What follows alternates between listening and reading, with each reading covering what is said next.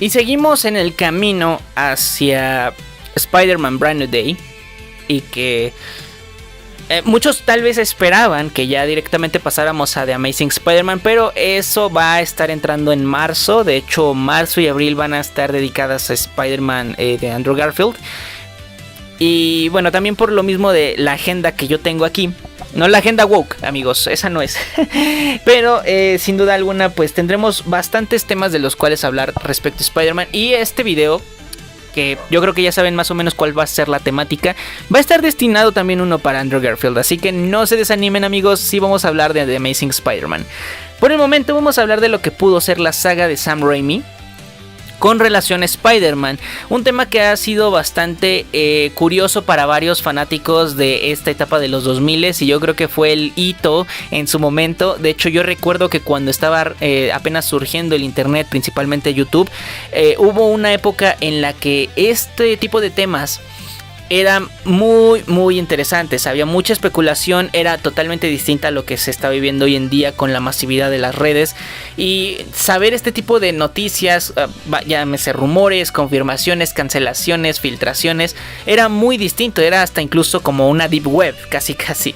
Entonces es interesante porque recordemos que después del éxito de Spider-Man 3 en 2007, Sony, junto con Avi Arad y otros productores, le pidieron a Sam Raimi, ok, vámonos por la 4 porque esto es un éxito y vamos a despuntar de aquí para arriba.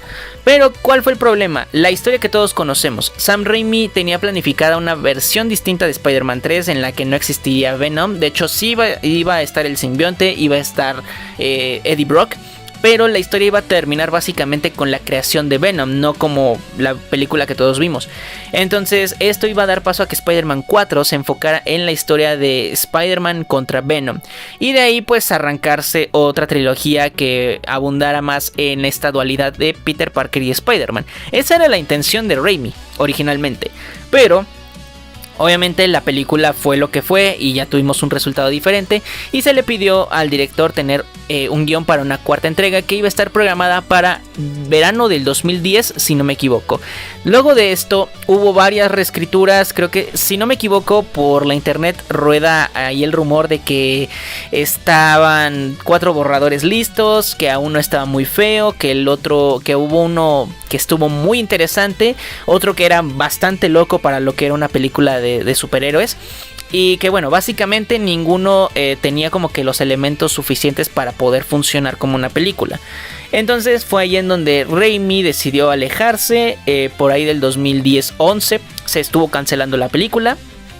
No se sabía quién iba a regresar. De hecho, lo que sí se supo en su momento, por ahí el del 2008-2009, es que Kirsten Dunst no tenía pactado regresar, no tenía contrato para regresar a una cuarta entrega. El único que estaría regresando sería Tobey Maguire junto con Sam Raimi. Por lo cual aquí existen muchas teorías, más que nada en Reddit, en IMDb y en esas cosas que... donde pues bueno, básicamente se sostiene la conversación. Igualmente en redes más convencionales como Facebook y Twitter ha habido estas teorías de cómo pudo haber sido la Spider-Man 4 sin todo el elenco que conocimos.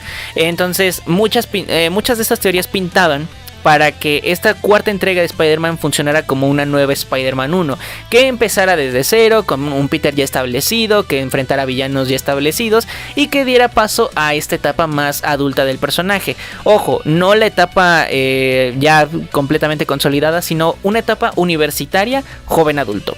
Entonces eso justificaba el hecho de que ya existiera una Gwen Stacy desde Spider-Man 3, que ya existiera Kurt Connors como un personaje secundario, que Mysterio ya estuviera haciendo referencias con el personaje, con el actor amigo de Sam Raimi, entre muchas otras cosas. Es ahí en donde abrimos paso a este tema, lo que pudo ser la saga. Esto no es un rumor, esto fue real. De hecho, hasta las filtraciones de Sony de parte del 2014 revelaban que hubo planes en su momento para hacer 6 películas de Spider-Man y hasta incluso tener varios spin-offs para complementarla. O sea, estamos hablando de que la saga de Spider-Man de Sam Raimi consistiría de unas 10 películas más o menos, 6 películas del personaje y 4 spin-offs. Entre ellos estaba el spin-off de Venom, un spin-off de Carnage, un spin-off al parecer, y eso no me crean tanto, uno de Black Cat y uno de El Lagarto. Estos fueron los cuales, los proyectos que en algún momento se tomaron en consideración para el Sonyverso, que ya platicamos aquí.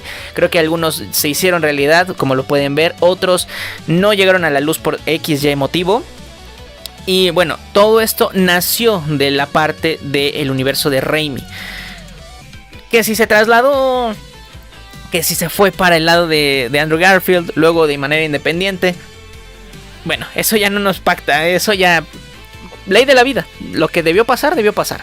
Entonces, estos eran los planes iniciales y de hecho Raimi era el que encabezaría esto junto con Avi Arad y un joven Kevin Feige. Para este punto Kevin Feige ya estaba en la ecuación, en el ecosistema de las películas. Aunque claro, él ya también estaba entrando en cosas como X-Men por el lado de Fox. Y por esa parte... Creo que la franquicia todavía estaba fresca para aguantar una segunda trilogía. Una tercera tal vez no, pero una segunda sí. O sea que Spider-Man 4 llegara en 2010, Spider-Man 5 en 2012, 2013 y Spider-Man 6 en 2015. Eso pudo haber sido una estrategia bastante inteligente. Pudieron haber trasladado la franquicia a 2 generaciones, lo cual habría aportado muchísimo, porque pues recordemos que estamos hablando de la época del Spider-Man de Andrew Garfield. Entonces, ¿de qué pudo haber ido Spider-Man 4, 5 y 6? La 4 pues yo creo que es una historia que ya todos conocemos. Era una película en donde veríamos a Spider-Man enfrentarse al buitre y tendríamos a Anne Hathaway como Black Cat. O sea, íbamos a ver el debut de Black Cat. Y también íbamos a ver cameos de Misterio para, digamos, como que ir, les digo, estableciendo personajes, ya tener un Spider-Man establecido en un escenario con muchos enemigos. Y la quinta, no se supo mucho de la quinta ni de la sexta. Esto fueron cosas en su momento que recuerdo muy bien y pues a la hora de investigar se me hizo muy ágil. Pero al parecer lo poco que existió, lo poquísimo que existió, que no se puede saber si es real o no, pero al parecer vino de la propia idea de Sam Raimi, como conceptos iniciales, planes base, esquematizaciones de esas de las que a veces un creador tiene para una saga, como lo hizo Lucas con Star Wars con las precuelas. O sea, ya tenía noción de qué y qué iba a estar en cada película, pero sin necesariamente un guión. Y al parecer lo que íbamos a tener en Spider-Man 5 iba a ser a Spider-Man enfrentando a Misterio y al Lagarto, los cuales estaban contemplados para Spider-Man 4. De hecho, los dos estaban con una aparición en los storyboards para Spider-Man 4, pero sencillamente serían villanos iniciales, los cuales serían pospuestos para Spider-Man 5. Y la de Spider-Man 6 al parecer iba a ser una nueva versión del simbionte, donde veríamos a Spider-Man enfrentar a los 6 siniestros.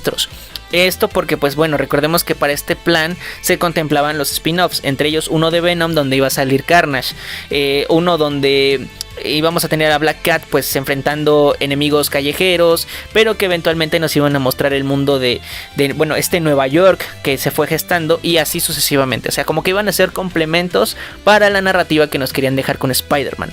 Claramente nada de esto pasó.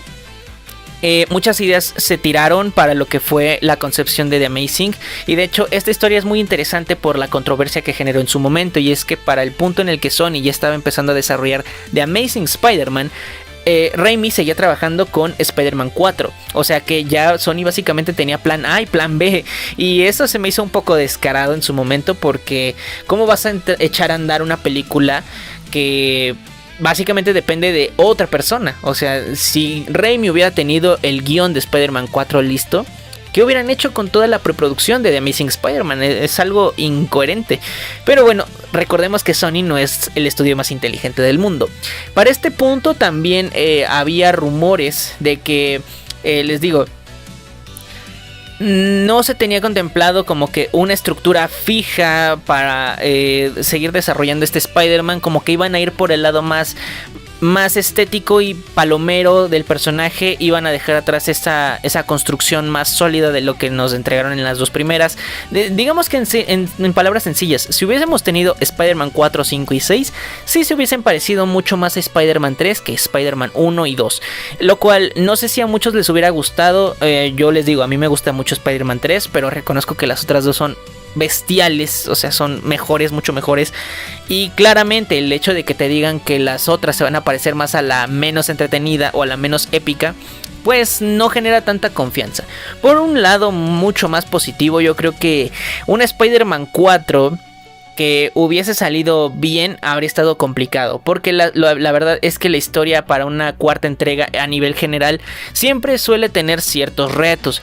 ¿En qué sentido? En que bueno, la cuarta entrega tiene que tener una justificación un poco más específica de por qué existe, y esto ocurre no solamente en el cine, sino también en la literatura, en cómics, en series de televisión, en cuanto a temporadas. O sea, una cuarta parte,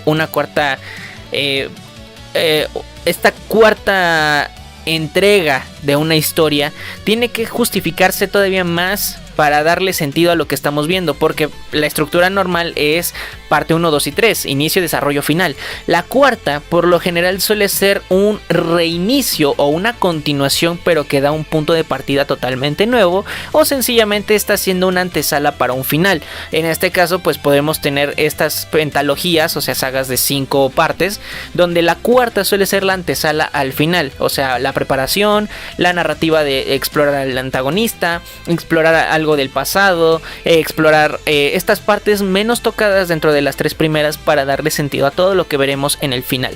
Claramente esto no pudo aplicar con Spider-Man, porque pues si hablamos de una sexta entrega, obviamente estamos hablando de una segunda trilogía que pudo seguir el mismo formato, inicio, desarrollo, final, simplemente que con el añadido de que ya hay un antecedente de este personaje, el cual es el Hombre Araña.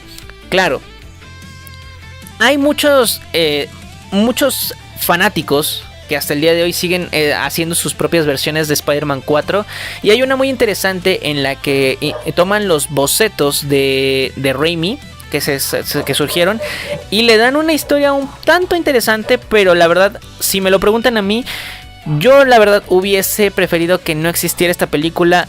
Si lo que íbamos a ver sería esto, ideas como que la hija del buitre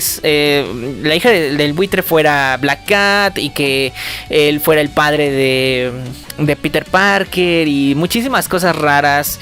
Creo que por ahí Sony también tenía ya ganas de meter la saga del clon, esto nunca se supo, pero en fin, yo digo que todo pasa por algo. Lo que sí podemos decir es que lo que pudo ser esta saga de Raimi pudo ser algo muy bueno, pudo ser algo muy épico, muy interesante, pero por el otro lado pudo ser algo bastante desapercibido, que pudo haber quemado el legado de este personaje, de esta versión del Hombre Araña con Tobey Maguire. Por lo cual yo estoy feliz con que sea una trilogía que hoy en día sigamos disfrutando y recordando con buenos ojos, con mucho cariño, con muchísima nostalgia y sin duda alguna con los mejores valores que nos pudo dejar el Hombre Araña. Pero eso es solo mi opinión, así que dejo que ustedes dejen el suyo aquí abajito en los comentarios. Vamos a pasar